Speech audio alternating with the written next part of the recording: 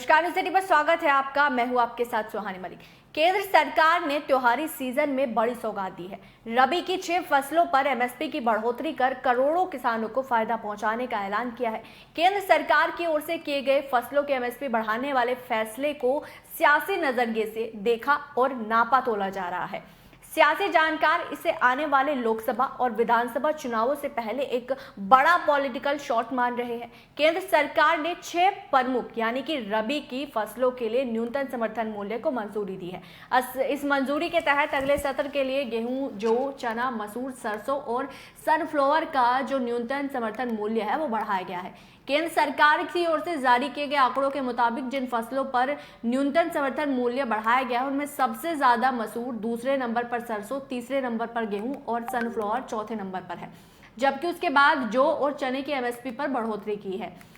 2 से 7% की बढ़ोतरी के साथ कई फसलें ऐसी हैं जिनका समर्थन मूल्य 6,000 को पार कर गया, जबकि कुछ उनके आसपास पहुंच गई।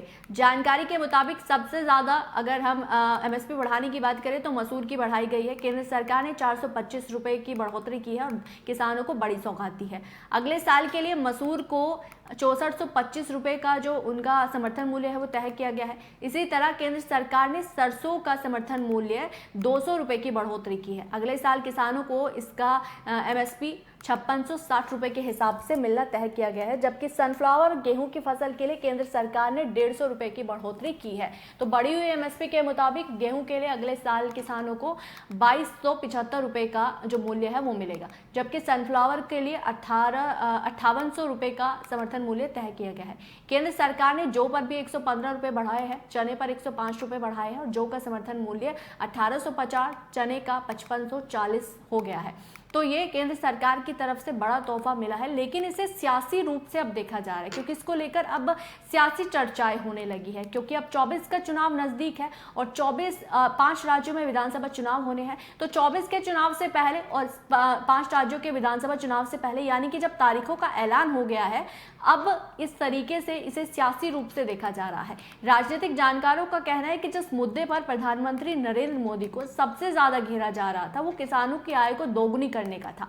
राजनीतिक विशेषज्ञों का कहना है कि रबी की फसल के बढ़ाए गए न्यूनतम समर्थन मूल्य के माध्यम से बीजेपी अब खुद के ऊपर किसानों की आय दोगुनी करने का जवाब देने के लिए तैयार खड़ी है, क्योंकि लगातार बीजेपी से किसानों को लेकर उन्हें घेरा जाता है। बीजेपी सरकार को सवाल खड़े किए जाते हैं कि किसानों के लिए बीजेपी सरकार ने आखिर क्या क्या है। तो अब इसी के लिए बीजेपी सरकार ने दाव चला है ताकि वो अब इन सारे जवाब है उनका दे सके।